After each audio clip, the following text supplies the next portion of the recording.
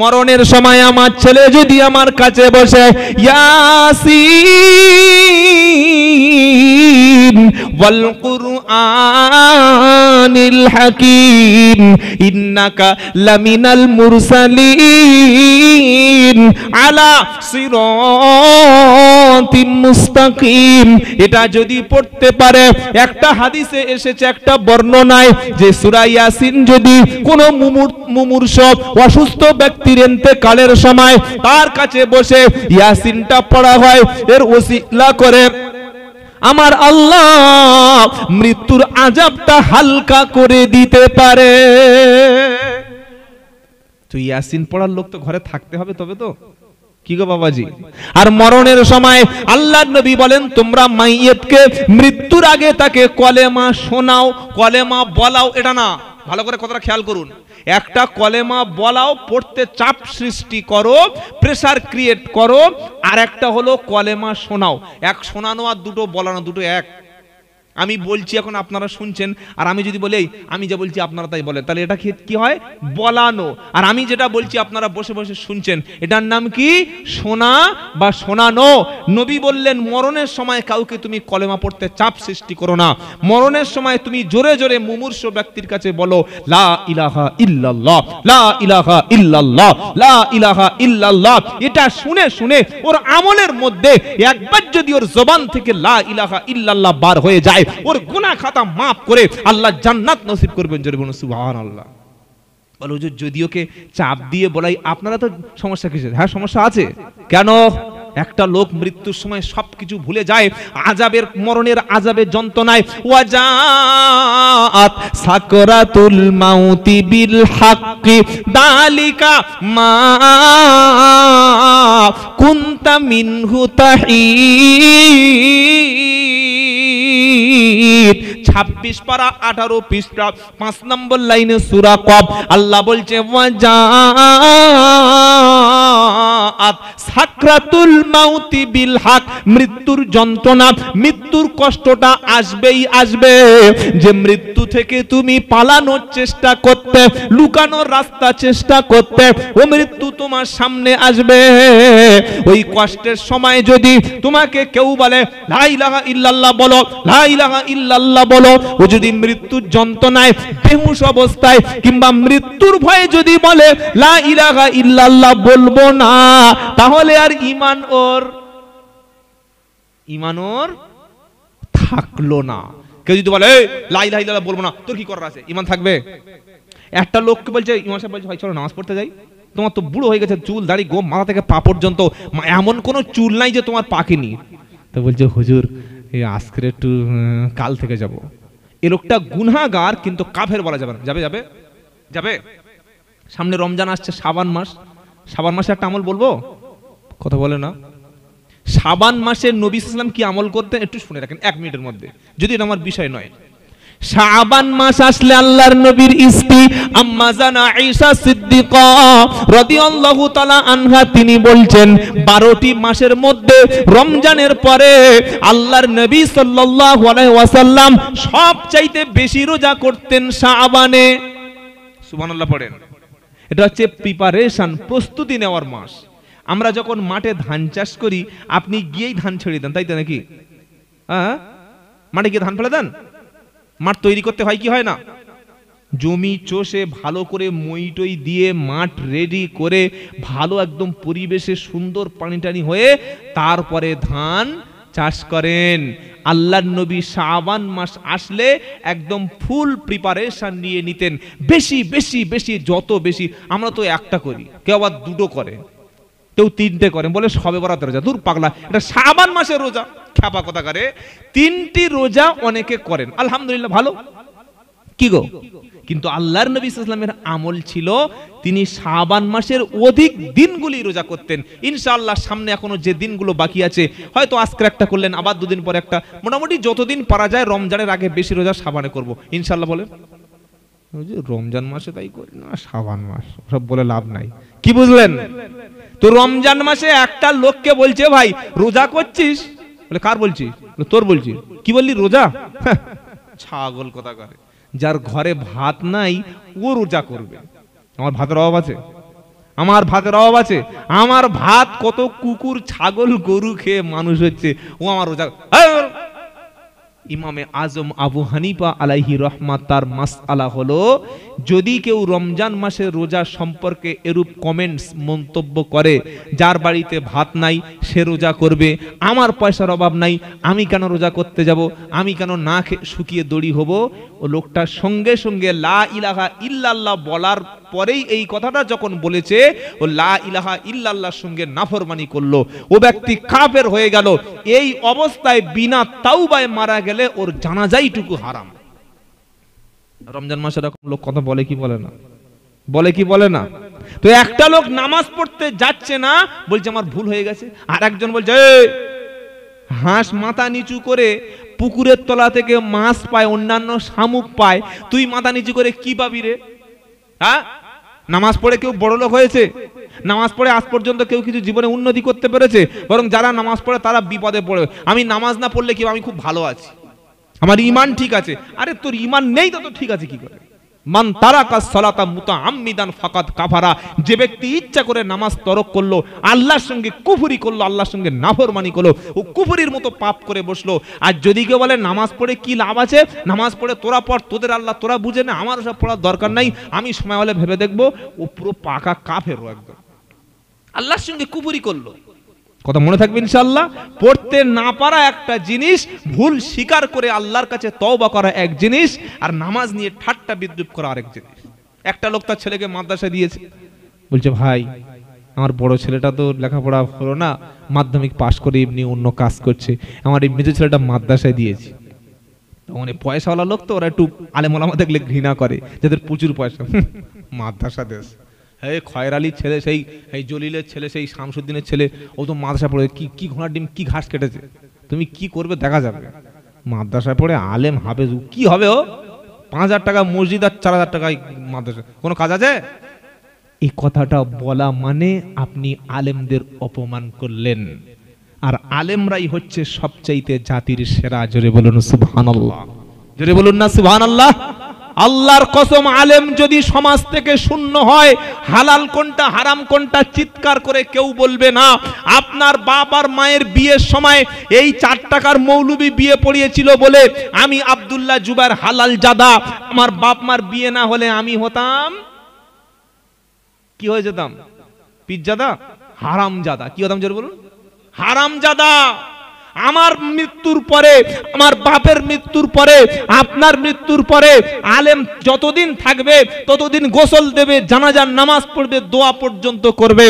আর আলেম যেদিন শূন্য হয়ে যাবে সেদিন কুত্তার মতো পড়ে ভাগাড়ে মরে থাকবি। তুই তো মুসলমান, তোকে নিয়ে পোড়ানো পর্যন্ত হবে না। শিয়াল, কুকুর, বাঁদর, ইঁদুরে ছিঁড়ে ছিঁড়ে খাবে, তোর ইজ্জত গোটা পৃথিবীর লোক সব দেখবে।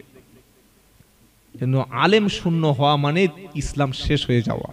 আজকের এই যে কাফের বেঈমানরা, মুশরিকরা, আমি আসামে নিজে চোখে গত বছর দেখে এসেছি, মাদ্রাসাগুলো বুলডোজার দিয়ে ভেঙে দিচ্ছে। আজকের আমাদের দেশে সেই আইন আনছে, ওয়াকফ আইন। কেন? তাদের মূল টার্গেট মসজিদ আর মাদ্রাসা। কেন এগুলো তাদের টার্গেট, এটা আপনাকে বুঝতে হবে। কারণ মসজিদ আর মাদ্রাসা থাকা মানে ঈমান বেঁচে থাকা। ঈমান বেঁচে থাকা মানে মুসলমানের অস্তিত্ব থাকা। জুমার দিন ইমাম সাহেব বক্তব্য করে, মাদ্রাসায় আলেম তৈরি হয়। আলেম আর ইমাম আর মসজিদ থাকা মানেই মুসলমানদের মধ্যে কেউ না কেউ আল্লাহ বলবে। ও 50টা মুসলমানের ছেলে মদ খেলে হলেও অন্তত একদিন না একদিন ও মসজিদে যাবে। ও নিজে মাতাল হলেও কোরআনের ভালোবেসে অনেকে ছেলেকে হাফেজ করে না? করে না? মাতালটা ছেলে মামলা করে না? করে নাই? অনেক আছে। ও মদ খেয়ে রাস্তায় উলঙ্গ হয়ে সব বার করে পড়ে থাকলে হলেও ওর ছেলেটাকে হয়তো ভুল বুঝে ফিরে এসে কোনোদিন আলেম করবে। তাই সরকার মুশরিকদের টার্গেট আলেম যাতে না হতে পারে, যাতে করে দিন না জমে থাকতে পারে, এজন্য মাদ্রাসা ধ্বংস করে দাও। কি বলছি বুঝতে পারছেন না? এই পরিস্থিতিতে আমাদের সবাইকে ঐক্যবদ্ধভাবে চলতে হবে। চলবো ইনশাআল্লাহ। বলুন ইনশাআল্লাহ। যেদিন আমি কবরে যাব, যাওয়ার পরে আমার সামনে যখন কঠিন আযাব এসে যাবে, ওই কবরের কঠিন মুসিবতের দিনেতে একটাই সূরা আপনার পাশে দাঁড়াবে, ওই সূরাটির নাম হলো সূরাতুল মুলক। একবার জোরে বলুন সুবহানাল্লাহ। একদম কোরআনুল কারীমের মধ্যে 30টি পারা আছে, 30 পারার শেষ পারার আগের পারাটা অর্থাৎ 29 নম্বর পারার প্রথম সূরা, সূরার নাম হলো সূরাতুল মুলক। এই সূরা মুলকের মধ্যে 30টি আয়াত আছে। এই সূরাটা প্রতিদিন তেলাওয়াত করবেন। তাবারাকাল্লাযী বিয়াদিহিল মুলকু ওয়া হুয়া আলা কুল্লি শাইইন কাদির আল্লাযী খালাকাল মাউতা ওয়াল হায়াতা লিয়াবলুয়াকুম আইয়ুকুম আহসানু আমালা ওয়া হুয়াল আজিজুল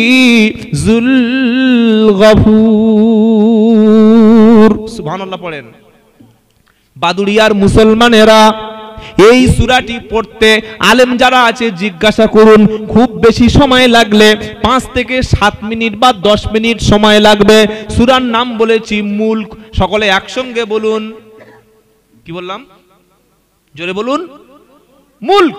একদম 29 পারার প্রথম সূরা, কানালোকের বলে দেখে দিতে পারবে সূরা মুলক। তাবারাকাল্লাহ জি সূরাটা।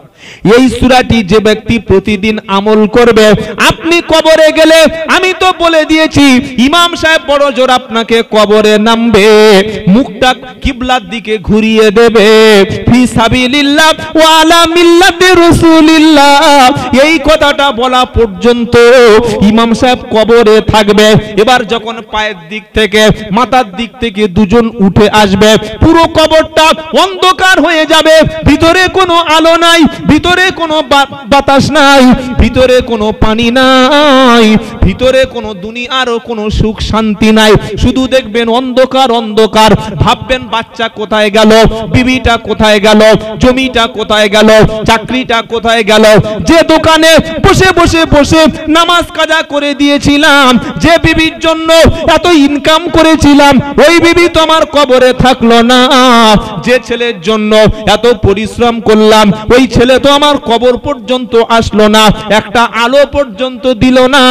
হঠাৎ দেখবেন ওই কবরের মধ্যে আল্লাহ তাআলার পক্ষ থেকে অটোমেটিক কবরটা আলোকিত হয়ে গেছে। জোরে বলতে পারছেন না সুবহানাল্লাহ? আচ্ছা, সুবহানাল্লাহ বললে আল্লাহর খুব লাভ হয়, তাই তো? হ্যাঁ, আল্লাহ লাভ হয়।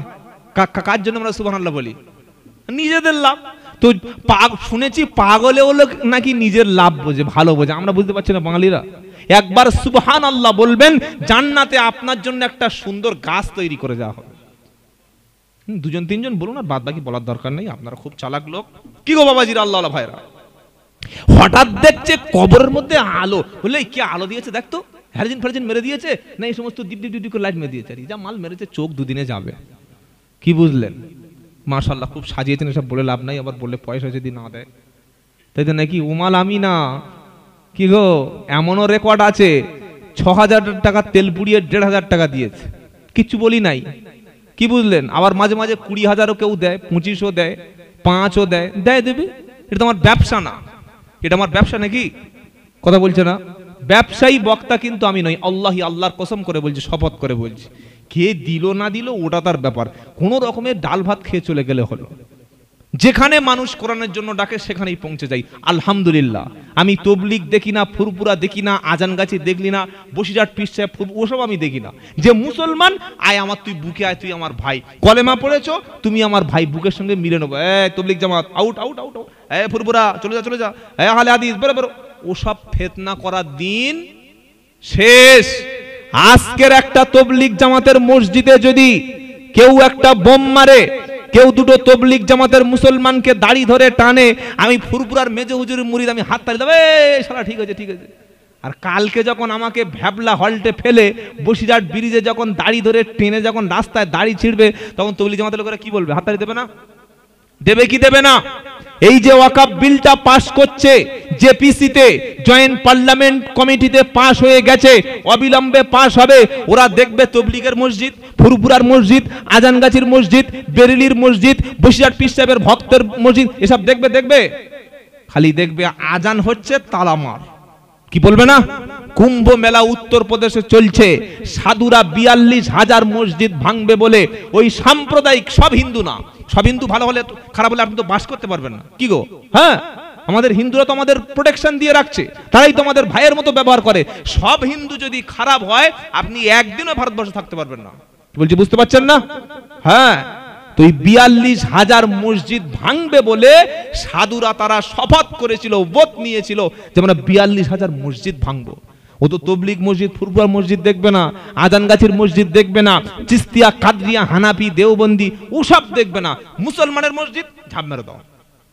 সেজন্য ভাই আপনাদের সতর্ক করে দিচ্ছি, এই জলসার মজলিসে যোগ্য ইমাম বসে আছে, প্রত্যেকটা জলসার মজলিসে একটা যোগ্য সভাপতি লোক রাখবেন, তিনি যেন আলেম হয়। টাকা আছে সভাপতি, কোরআন পড়তে পারে?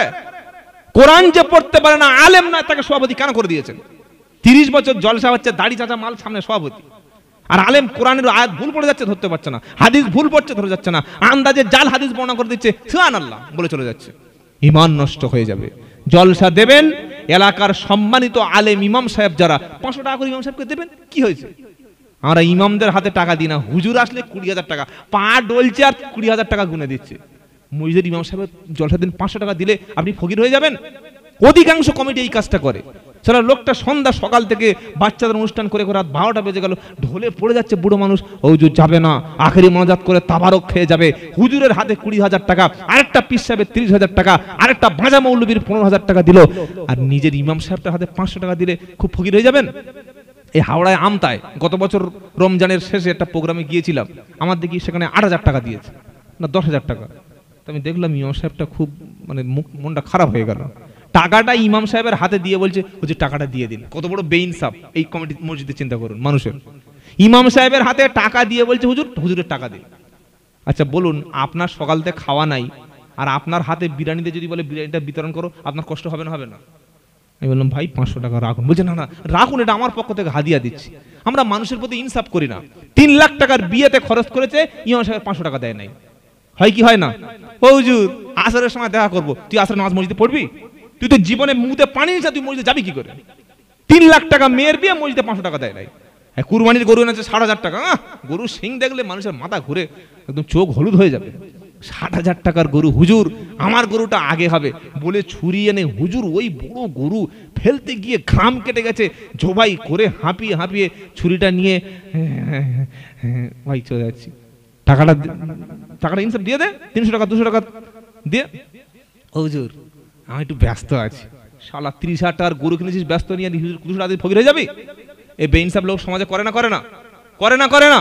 আরে হুজুরদের তো কোনো লটারির টিকিট বিক্রি করা ইনকাম নেই, সুদের কোনো ইনকাম নেই, কোনো ব্যবসা বাণিজ্য নেই। কেউ গরু জবাই করলো, কেউ একটু, এতেই তো মোটামুটি আল্লাহ ছেড়ে দেয়। হ্যাঁ কি না বলেন?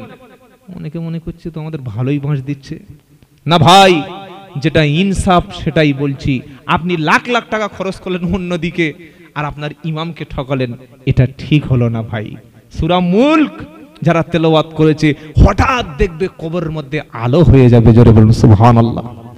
সূরা মুলক বলবে বান্দা তুমি ঘাবড়ে যেও না, তুমি চিন্তা করো না, তুমি রাত্রে বেলা ঘুমানোর সময় আল্লাহর কালাম পড়তে পড়তে, সূরা মুলক তেলাওয়াত করতে করতে তুমি তো ঘুমিয়ে গিয়েছিলে। আমি আল্লাহর পক্ষ থেকে এসেছি, আমি হলাম কোরআন। জোরে বলুন। বলে তুমি কোরআন? তাই নাকি? বললে হ্যাঁ, আমি চলে এসেছি তোমার মাথার কাছে। ওই সময় আযাবের ফেরেশতারা এসে বান্দার পায়ের দিক থেকে আযাব দেবে, সূরা মুলক কোরআন গিয়ে বাধা দেবে। হে ফেরেশতারা, আমি হলাম সূরা মুলক, হে আযাবের ফেরেশতা তোমরা চলে যাও চলে যাও, এই ব্যক্তিকে আযাব দিও না, কারণ এই ব্যক্তি রাত্রে বেলা ঈশার নামাজ পড়ে এসে পা দিয়ে হেঁটে হেঁটে মসজিদে গিয়ে আবার বাড়িতে এসে সূরা মুলক তেলাওয়াত করত। পায়ের দিক থেকে আযাব দেওয়া যাবে না, মাথার দিক থেকে যখন আযাব দিতে আসবে সূরা মুলক তখন মাথার দিকে গিয়ে রক্ষা করবে। ডান দিক থেকে আযাব দিতে আসবে, সূরা মুলক তখন বাধা দেবে। বাম দিক থেকে আযাব দিতে দিতে আসবে, সূরা মুলক তখন বাধা দেবে। ফেরেশতারা তখন বলবে আযাব কিভাবে দেবে? আল্লাহর কাছে গিয়ে বলবে আল্লাহ এমন একটা বান্দা পাঠিয়েছেন, আমরা আযাবের ফেরেশতা, তার জীবনের ভুল ছিল, জীবনের গুনাহ ছিল, তার জন্য আযাব দিতে গেছি, আল্লাহ আমরা তো আযাব দিতে পাচ্ছি না।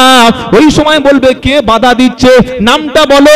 ওই সময় বলবে ফেরেশতারা আপনার কোরআনের একটা সূরা, সূরাটির নাম হলো সূরা মুলক, সে আমাদের সব দিক থেকে বাধা দিচ্ছে। সূরা মুলক বলবে যা আল্লাহর কাছে গিয়ে শিকায়েত দে, আল্লাহর কাছে বিচার দে। আমার আল্লাহ বলবে সূরা মুলক হলো আমার কালাম, আমার কালাম যেটাই বলবে ওটাই আজকের হবে। যে বান্দা সারা জীবন সূরা মুলক ছাড়া ঘুমাতো না, আযাব ওই ব্যক্তির কবরে হবে না। সূরা মুলক ততক্ষণ আপনার পাশে থাকবে যতক্ষণ আল্লাহর আযাবের ফেরেশতারা ফিরে গিয়ে আপনার জন্য জান্নাতের সুসংবাদ না হবে, ততক্ষণ পর্যন্ত আপনারও পাশে কোরআন থাকবে। কোরআনের সাথে যদি দুনিয়াতে থাকেন, এই কোরআন আপনার সাথে থাকবে। আপনি যদি আপনার বন্ধুর বিপদে পাশে থাকেন, সে বন্ধু আপনার বিপদে থাকবে কি থাকবে না? তাই আল্লাহ পাক শুনিয়ে দিয়েছে কি, আল্লাহ তাখাফু ওয়ালা তাহজানু, তোমরা ভয় পেও না, চিন্তা করো না। ও কোরআনওয়ালা, ও লা ইলাহা ইল্লাল্লাহ বিশ্বাসকারী ব্যক্তি, তুমি ভয় পেও না, তুমি চিন্তা করো না। ও আবশিরু বিল জান্নাতিল্লাতী কুনতুম তুআদুন, আল্লাহর জান্নাতের সুসংবাদ দেয়া হচ্ছে, তোমাকে জান্নাতের সুসংবাদ দেয়া হচ্ছে। যে ওয়াদা আমার আল্লাহ তাআলা করেছিল সেই জান্নাতের দিকে চলো। জোরে বলেন। এটা মরণের সময় ফেরেশতা বলে দিল, আবার কবরে ফেরেশতা শুনিয়ে দিল। আবার কবর থেকে যেদিন উঠবে সেদিন বান্দা তো ঘাবড়ে যাবে, সামনে জাহান্নাম দেখতে পাবে, পুরো হাসরের ময়দানটা অন্ধকার দেখতে পাবে। আমি একটু আগে শুনিয়ে দিয়েছিলাম কবরে কিন্তু কোনো হুজুর, কোনো পীর সাহেব, কোনো মুফতি সাহেব, কোনো মাওলানা সাহেব, কোনো ইমাম সাহেব, নিজের মায়ের পেটের ভাই, নিজের জন্ম দেওয়া ছেলে পর্যন্ত কবরে আপনার কোনো উপকারে আসবে না। আপনি দাঁড়িয়ে বলুন যে আমার উপকারে আসবে, তাহলে দেখে নি কত বড় আপনি পীর সাহেব হয়েছেন, দেখি মুফতি সাহেব হয়েছেন, পারবেন না। পুরো একাই সেদিন আমল আর আল্লাহর রহমত যার উপরে থাকবে সেই মুক্তি পাবে। বলুন সুবহানাল্লাহ।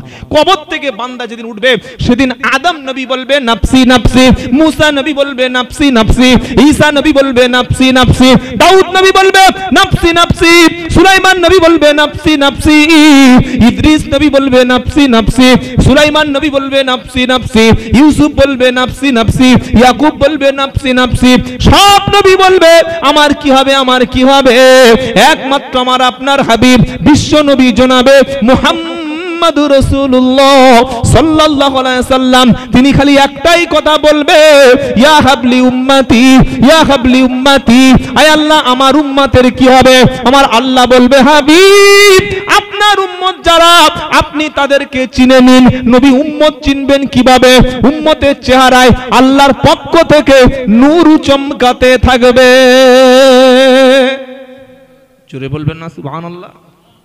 ও নূরটা কে পাবে বলবো, বলবো কি বলবো না? ইয়াউমা তারাল মুমিনিনা ওয়াল মুমিনাতি ইয়াসআ নূরুহুম বাইনা আইদিহিম ওয়া বিআইমানিহিম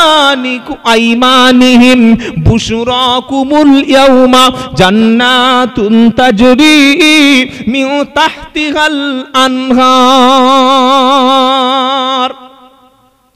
সূরার নাম হাদিদ, 12 নম্বর পৃষ্ঠায়, 18 নম্বর পৃষ্ঠা, 4 নম্বর লাইনের 12 নম্বর আয়াত, 28 নম্বর পারা, সূরার নাম হাদিদ। আল্লাহ বলছেন ইয়াউমা তারাল মুমিনিনা ওয়াল মুমিনাতি ইয়াসআনুরুহুম বাইনা আইদিহিম ওয়া বিআইমানিহিম বুশরাকুমুল ইয়াউমা। সেদিন আল্লাহ তাআলা ঈমানদার যারা, ঈমানদার কারা বলেছি মনে আছে? লা ইলাহা ইল্লাল্লাহ, লা ইলাহা ইল্লা। আরে ভাই বলেন না আমার সাথে, কি আশ্চর্য লোক গো। আমি কি জয় শ্রীরাম বলতে বলছি নাকি ওই অন্য কিছু পার্টির তৃণমূল জিন্দাবাদ, মমতা জিন্দাবাদ বলতে বলছি? তা তো বলি না, আল্লাহর কলেমা। তাকবীর দেন দেখি, নারায়ে তাকবীর। না হয় নাই, বাদুড়িয়ার লোকের ঈমান তো হাই পাওয়ার ঈমান। নারায়ে তাকবীর, নারায়ে তাকবীর। আমাদের ঈমান সব ঠিক আছে তো? এই ঠিক আছে তো? বাধা বিপদ মুসিবত আসবে, আল্লাহর জন্য, দ্বীনের জন্য, ইসলামের জন্য, কোরআনের জন্য। আমাদের দেশ যে স্বাধীন করেছে কারা করেছে? আমাদের ওলামারা, হাক্কানি ওলামারা, দেশপ্রেমিকরা। এই দেশ, আমাদের দেশ পরাধীন হয়ে গেলে, সংবিধান যদি নষ্ট হয়ে যায়, আমাদের বেঁচে থাকার কোনো লাভ হবে না। সেই সংবিধান বিরোধীরা আজকের আইন আনছে একের পর এক।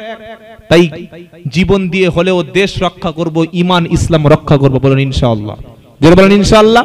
আসুক না যত বাধা, যত ঝড় সাইক্লোন, রাসূলের পথে মোরা চলবো। ইনশাআল্লাহ বলেন। ইনশাআল্লাহ যা বলছেন শেষ ঘর বন্ধ যায় বলে মনে হয় না। যদি বলুন ইনশাআল্লাহ। আসুক না যত বাধা, যত ঝড় সাইক্লোন, রাসূলের পথে মোরা চলবো। এ জীবন বাজি রেখে বাংলার জমিনে মোরা ঈমান ইসলামের সাথে বাঁচবো। ইনশাআল্লাহ বলেন, আরো জোরে বলেন। আসুক না যত বাধা, যত ঝড় সাইক্লোন, রাসূলের পথে মোরা চলবো। এ জীবন বাজি রেখে বাংলার জমিনে মোরা ইসলামের সাথে থাকবো। ইনশাআল্লাহ বলেন না, আরো জোরে। মোরা কামানের মুখোমুখি দাঁড়িয়ে, মোরা রাইফেলের মুখোমুখি দাঁড়িয়ে আল্লাহু আকবার বলবো। আসুক না যত বাধা, যত ঝড় সাইক্লোন, রাসূলের পথে মোরা চলবো।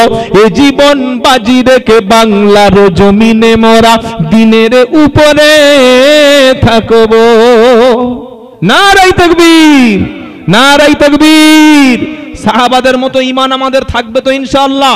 লা ইলাহা ইল্লাল্লাহ বলেছি, এই কলেমার উপরে যদি আমাকে জবাই করা হয়, আমাকে গুলি করে দেওয়া হয়, আমাকে ফাঁসির কাস্টে নিয়ে যদি ঝুলিয়ে দেওয়া হয়, লা ইলাহা ইল্লাল্লাহর উপরে জমে থাকবো। বলেন ইনশাআল্লাহ। কেন? আমাদের ছোট হৃদয়ে রাসূলের প্রেম ছবি আঁকবো। এই যে দিল, আমাদের দিলের মধ্যে আল্লাহ রাসূলের ভালোবাসা আছে না নাই? আরে জোরে বলুন না। যারা লা ইলাহা ইল্লাল্লাহ বলেছে, এই দিলের মধ্যে আল্লাহ এবং রাসূলের জন্য আমাদের জায়গা করে দিয়েছি। বলুন সুবহানাল্লাহ। আমাদের দিল ছোট হতে পারে, দেহ ছোট হতে পারে, আমাদের রাষ্ট্র ক্ষমতা হাতে না থাকতে পারে, আমাদের চাকরি না হতে পারে, আমরা গরিব হতে পারি, আমরা নিচু হতে পারি, আমরা সব হারা হতে পারি, কিন্তু ঈমান হারা, ঈমান হারা। আমাদের ছোট হৃদয়ে রাসূলের প্রেম ছবি আঁকবো।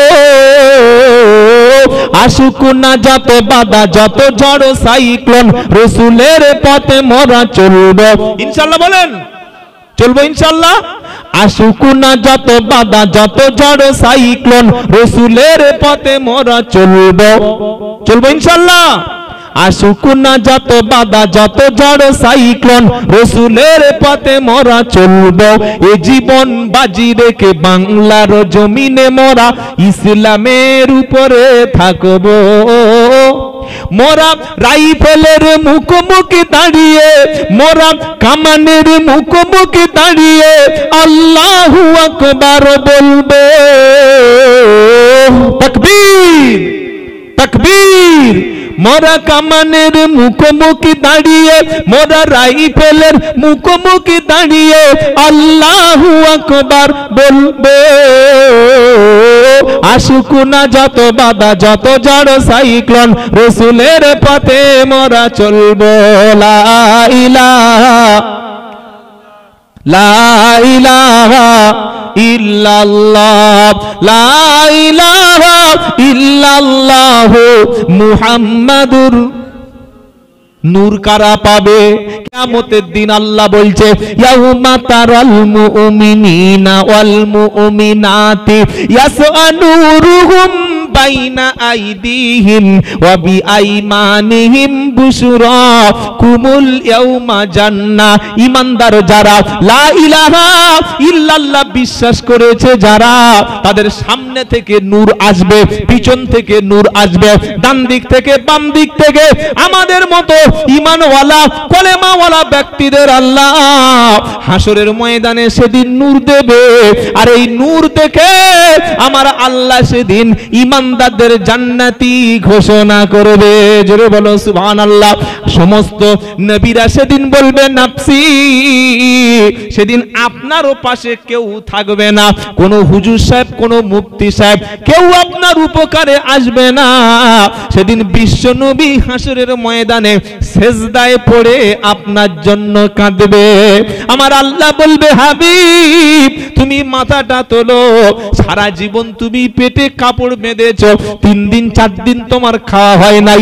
মক্কায় তুমি অত্যাচারিত হয়েছো, মদিনায় গিয়ে তুমি একদিনও আরামের ঘুমটা ঘুমোতে পারো নাই। ও আমার হাবিব আজকে তোমার কান্না দেখতে চাই না। তুমি নবী যেটা বলবে আমি আল্লাহ সেটা মেনে নেব। নবী সেদিন বলবে আল্লাহ আমি দেখতে পাচ্ছি আমার সামনে থেকে অসংখ্য আমার গুনাহগার উম্মতদেরকে জাহান্নামের দিকে নিয়ে চলে যাচ্ছে। আল্লাহ আয় আল্লাহ আপনি তাদেরকে বাঁচান। আমার আল্লাহ বলবে হাবিব আজকের কিন্তু তোমারও কথা আমি আল্লাহ শুনতে রাজি হব। জোরে বলো সুবহানাল্লাহ। ইয়াউমা ইদিল্লা তানফাউশ শাফাআতু ইল্লা মান আদিনা লাহুর রহমানু ওয়া রাদিয়া লাহু কাওলা। 16 পারা 16 পৃষ্ঠা 10 নম্বর লাইনের একদম 109 নম্বর আয়াত, সূরার নাম সূরা তাহা। আল্লাহ বলছেন আমি আল্লাহ সেই কিয়ামতের দিন কারোর কথা শুনতে রাজি হব না, কারোর সুপারিশ আমি শুনবো না, কারোর কথা আমি মেনে নেব না। আমি আল্লাহ যার কথা শুনতে রাজি হব তার কথা শুনেই আমি আল্লাহ জান্নাতে যাওয়ার পারমিশন দেব। জোরে বলো সুবহানাল্লাহ। যত বড় তুমি হুজুরের পিছনে পড়ে থাকো না কেন, যতক্ষণ তোমার মধ্যে নবীর ভালোবাসা থাকবে না, নবীর সুন্নাত থাকবে না, ওই কিয়ামতে কেউ তোমাকে পাশে সঙ্গে নেবে না। আমার আল্লাহ বলবে হাবিব উম্মতকে চিনে নাও। আমার নবী সেদিন উম্মতের শরীরের নূর দেখতে পাবে, আর নূর দেখে দেখে সেজদার জায়গাগুলো, সেজদার ওজুর জায়গাগুলো নূর চমকাবে।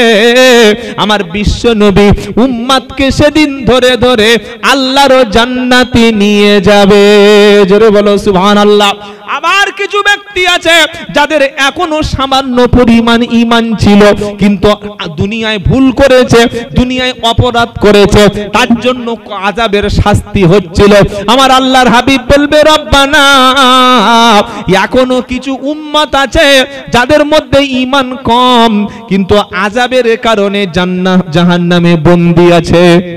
আমার আল্লাহ বলবে হাবিব তুমি আবার জান্নাতের গেটে চলে যাও, জাহান্নামের দরজায় গিয়ে চলে যাও। যার মধ্যে সামান্য পরিমাণ লা ইলাহা ইল্লাল্লাহ এটার উপরে সামান্য পরিমাণ যার ঈমান ছিল, আমি আল্লাহ তোমাকে অনুমতি দিচ্ছি হাবিব ওই ব্যক্তিকে তুমি জাহান্নাম থেকে বার করে আনো। সামান্য পরিমাণ ঈমান, যাররা পরিমাণ ঈমান। আজকের কলেমা পড়তে সুযোগ আছে, পড়ছে না। এই জীবের কোনো রোগ আছে? বলুন বলুন বলুন। জীবের কোনো অসুখ হয়? জীবের কোনো রোগ নাই। চোখের ডাক্তার আছে, কানের ডাক্তার আছে, চামড়ার ডাক্তার আছে, আছে না নাই? আছে না? ব্রেনের ডাক্তার আছে, নাকের ডাক্তার আছে, হার্টের ডাক্তার আছে, ব্লাডের ডাক্তার আছে, এমনকি যৌন রোগেরও ডাক্তার আছে, আছে না নাই? কোনদিন শুনেছেন জীবের ডাক্তার? জীবে কোনো রোগ নাই। কেন নাই? কারণ জীবটা এমন বস্তু আল্লাহ সৃষ্টি করেছেন, আল্লাহর জিকির করার জন্য আল্লাহ জীবের মধ্যে কোনো রোগ দেয় নাই। বলুন সুবহানাল্লাহ। তাই সূরা মুলক রাত্রেবেলা আমল করবেন বলে এটা ঠিক করে নেন ইনশাআল্লাহ। বলেন সূরা মুলক পড়বেন তো রাত্রেবেলা? বলে হুজুর আমি তো জানি না, মুলক চিনি না। ইমাম সাহেব তো কিন্তু জ্যান্ত লোক নাকি মরা লোক? জ্যান্ত লোক বসে আছে। মাগরিবের নামাজের পরে হুজুরের হাত ধরবেন, হুজুর কবরের মার যাতে না খেতে হয় শিখিয়ে দিন। উনি কাল সকালে শিখিয়ে দেবে, 1 পয়সা নেবে না, 1 পয়সা নেবে না, শিখিয়ে দেবে। বুড়ো হয়ে গেছি, চোখে দেখতে পায় না, আরো তো ভালো। যদি কেউ বুড়ো হয়ে যায়, চোখ কম দেখে, পড়তে গিয়ে খালি হোঁচট খায়, আলিফ পড়তে গিয়ে সবার আ বেঁধে যাচ্ছে, বা পড়তে গিয়ে বা হয়ে হ্যাং হয়ে গেছে, বিসমিল্লাহ পড়তে বিবিস পড়ছে। আল্লাহর নবী বলছে এ ফেরেশতারা যে কোরআন তাড়াতাড়ি শিখে নিয়েছে ওর অক্ষরে অক্ষরে 10টা নেকি দিবি, আর যে ব্যক্তি পড়তে গিয়ে ঠোকরাচ্ছে, বাধা পাচ্ছে, কষ্ট হচ্ছে, ও ডবল নেকি দিবি। সুবহানাল্লাহ বলবেন না? ফেরেশতারা বলছে আল্লাহ কি ব্যাপার হলো, ও বেঁধে যাচ্ছে ডবল দেবো? ও তো বেঁধে যাচ্ছে, ও তো পড়তে পারছে না। বললে আমি তো বলছি তুই লেখ না। ভালো লোকের যদি 10টা হয় ওর 20টা দিবি। বললে আল্লাহ কেন লিখতে বলছি, লেখ, বেশি বকিস কেন? একটা হলো কোরআন পড়ার নেকি, আর একটা হলো কষ্ট করে কোরআন শেখার নেকি। জোরে বলুন বাবাজিরা, আল্লাহ ভাইরা। একটা লোক যদি আপনার বাড়িতে কাজ করতে আসে, একদম মহিরাম শরীর, 60 কেজি ওজন, বুকে এরকম মাংস, আর পেটটা পুরো 6 প্যাক, কি বুঝলেন, ওইরকম বাঁধ দিয়ে ছুঁড়ে ফেলে দেবে। ওর যদি 450 টাকা রোগ হয়, আর একটা লোকের পাটা ন্যাংলা, সে খুঁড়িয়ে খুঁড়িয়ে কষ্ট করে ইট মাটি বয়ে, ওর রোজ কম হবে না আরো বেশি হবে? রোজ সব এক হবে, কিন্তু মালিক বলবে ইস লোকটা বড্ড কষ্ট পাচ্ছে, হ্যান্ডিক্যাপ, দে আর 2টো রোজ ধরে দে। বলবে না? বলবে না? আমার আল্লাহ সবচাইতে বড় রহিম, গফুর, সত্তার, মালিক, মনিব, রাজ্জাক। তিনি বলবে ও ডবল দে। ও বুড়ো বয়সে এসে শেষে এসে রান করছে, ও ডবল দে। একটা নেকি হচ্ছে কোরআন পড়ার 10টা পাবে, আর একটা বুড়ো বয়সে ঠোকরাচ্ছে তার জন্য 10টা পাবে। সুবহানাল্লাহ বলবেন না? কি গো বাবাজিরা, এই জন্য সুযোগ আছে, আজকের থেকে ঠিক করুন, কোরআন শিখে কবরে যাবেন। বলুন ইনশাআল্লাহ। যদি শিখতে পারেন কোরআন, তাহলে কবরে আপনার সাথী হবে। আর কিয়ামতের দিন ফেরেশতারা যেদিন কবর থেকে উঠবে, হুজুর কোথায় গেল, 46 তো হয়ে গেল, কবর থেকে যেদিন উঠবেন সেদিন 2টো ফেরেশতা সাথী হবে, হয়ে বলবে দাঁড়া দাঁড়া দাঁড়া দাঁড়া দাঁড়া। কি হলো? আমরা তোকে নিয়ে পুলসিরাত পার করে জান্নাত পর্যন্ত নিয়ে যাব। জোরে বলুন। কবরে আপনার সাথী ফেরেশতারা হবে, আর কবর থেকে যেদিন উঠবেন কোরআন আর কলেমা যদি সাথী করে নিয়ে উঠতে পারেন, ফেরেশতারা সেদিন বলবেন নাহনু আউলিয়াউকুম ফিল হায়াতিদ দুনিয়া ওয়া ফিল আখিরাহ। সুবহানাল্লাহ বলবেন না? আমরা হলাম তোমার দুনিয়ার সাথী এবং আখিরাতে তোমাদের সাথী। জোরে বলো সুবহানাল্লাহ। চলো জান্নাতের দিকে। এ বান্দা, তুমি দুনিয়াতে ঈমান সঙ্গে করে এনেছো আর কোরআন সঙ্গে করে এনেছো, গিয়ে দেখবে বান্দা আগে থেকে জান্নাতের দরজা খুলে গেছে। বললে হুজুর কাদের জন্য খুলবে? ওয়াসিকাল্লাযীনা তাকাউ রাব্বাহুম ইলাল জান্নাতি যুমারা হাত্তা ইদা জাউহা ওয়া ফুতিহাত আবওয়াবুহা ওয়া ক্বালা লাহুম খাযানাতুহা সালামুন আলাইকুম তিবতুম ফাদখুলুহা খালিদিন। আল্লাহ দেখে ভয় করেছে যারা, তাদেরকে জান্নাতের দিকে নিয়ে যাওয়া হবে। আর আগে থেকে খোদাভীরু ঈমানদারের জন্য জান্নাতের দরজা খুলে যাবে। নারায়ে তাকবীর, নারায়ে তাকবীর। জান্নাতের দরজা পর্যন্ত খুলে পৌঁছে দিলাম, বাকিটা হুজুর বলবে ইনশাআল্লাহ। ঠিক আছে ইনশাআল্লাহ। কবর পার করে জান্নাতের গেটে পৌঁছে দিলাম। এত ভারী, এত মূল্যবান, এত দামি, লা ইলাহা ইল্লাল্লাহ। বলুন না সকলে, লা ইলাহা ইল্লাল্লাহ। এটা মাঝে মাঝে বলেন তো। কখন? যখন রাতে ঘুম হয় না, ঘুম থেকে উঠে কি করব, বউটাও নাই, মরে গেছে, লা ইলাহা ইল্লাল্লাহ, বিছানা কাঁপিয়ে দিচ্ছে না। ভাই, যারা যুবক বন্ধু এসেছো, রাস্তা থেকে চলে যাচ্ছ, আফজালু যিকর লা ইলাহা ইল্লাল্লাহ। জিকির করতে করতে জবানটাকে কলেমা ওয়ালা জবান তৈরি করো, কলেমা ওয়ালা জিব তৈরি করো, কলেমা ওয়ালা চেহারা তৈরি করো। তোমার মৃত্যুটা ওলিদের মতো একদম আল্লাহর কাছে দিদার নসিব হয়ে যাবে। জোরে বলুন সুবহানাল্লাহ। যে জীবনে কোনোদিন 4 চাকার স্টিয়ারিং এ হাত দেয় নাই, ওর সামনে যদি 20 লাখ টাকার গাড়ি দিয়ে আর গাড়ি চালাতে বলি, ও গাড়ি নিয়ে বসিরহাট ব্রিজ পর্যন্ত যেতে পারবে? হ্যাঁ, ও কাটিহাট যেতে পারবে? দিলেই গাছে ধাক্কা মেরে হা হয়ে পড়ে থাকবে। কি বুঝলেন? যে জীবনে দেয়াল গাঁথতে পারে নাই, রাজমিস্ত্রি নয়, ওকে যদি একটা ছপটা ইট গাঁথতে বলি ও পারবে? দেয়াল শুইয়ে ফেলে দিয়ে বসে থাকবে। কি বুঝলেন? তো আপনি ভেবে দেখুন, আমার ঘরের মুসলমান ছেলে যেটা, ও এখন যদি আজকের জিজ্ঞাসা করি বাবা কলেমা বলো, ও জানে? জানে না। ওযু না। আজকে সকালে একটা জানাজা পড়ছিলাম, আমার একজন মারা গেছে আমার বাড়ির পাশে। কেন আপনার বাচ্চাকে মাদ্রাসায় পাঠাবেন? আপনার বাচ্চা কেন মক্তবে যাবে? আপনার ছোট্ট সোনামণি বাচ্চাটা কেন আপনি মুসলমান বানিয়ে যাবেন? এজন্যই কথাটা বলছি। জানাজার নামাজে কটা দোয়া একটু বলবেন? ইস, ইন্না লিল্লাহ, জানেন না? 3টি দোয়া। আল্লাহু আকবার, সুবহানাকা আল্লাহুম্মা ওয়া বিহামদিকা ওয়া তাবারাকা ইসমুকা ওয়া তাআলা জাদ্দুকা ওয়া জাল্লা সানাউকা ওয়া লা ইলাহা। বলো যে, এবার তুমি বলো ওয়া লা ইলাহা।